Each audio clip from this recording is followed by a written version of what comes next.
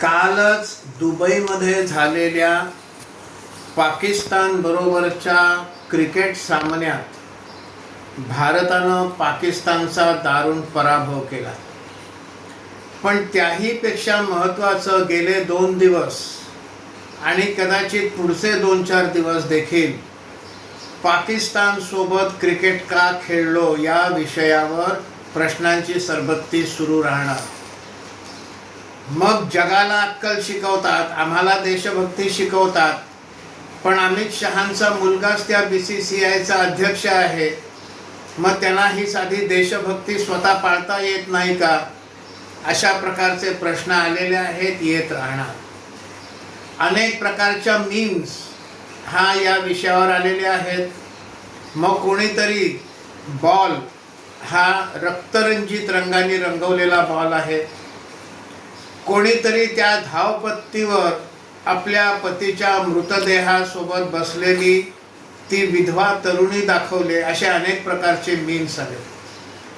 पण मुळात हे लक्षात घेतलं पाहिजे, हा बायलॅटरल सामना नव्हता.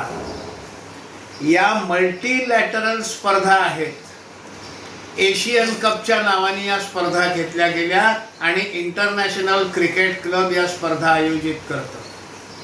इंटरनॅशनल क्रिकेट क्लबच्या अशा प्रकारचा स्पर्धांचा नियम असा आहे की इंटरनॅशनल क्रिकेट क्लबचे सगळे जे सदस्य असतात त्यांनी त्यामध्ये भाग घ्यायचा असतो, नाहीतर इंटरनॅशनल क्रिकेट क्लब त्या संघाला कायमसाठी किंवा काही वर्षासाठी निलंबित करू शकतो.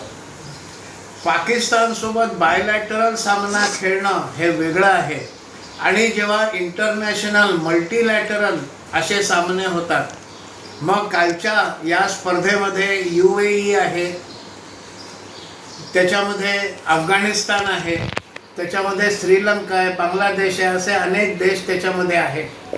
अशा याच्यामध्ये भाग घ्यावा लागतो. केवळ पाकिस्तान या स्पर्धांमध्ये आहे म्हणून भाग घ्यायचा नाही असं जर असेल तर मग ऑलिम्पिकमधनं सुद्धा बाहेर पडावं लागेल, एशियन गेम्समधनं बाहेर पडावं लागेल, पॅरालिम्पिक गेम्समधनं बाहेर पडावं लागेल आणि जर अगदीच ताणायचं झालं तर संयुक्त राष्ट्रसंघात सुद्धा पाकिस्तान आहे, मग तिकडनं पण बाहेर पडायचं का? त्यामुळे विरोध करताना सगळ्या गोष्टींचा विचार केला पाहिजे. केवळ मोदींच्या द्वेषापायी स्वतः देशभक्त असल्याचं दाखवण्याचं कारण नाही.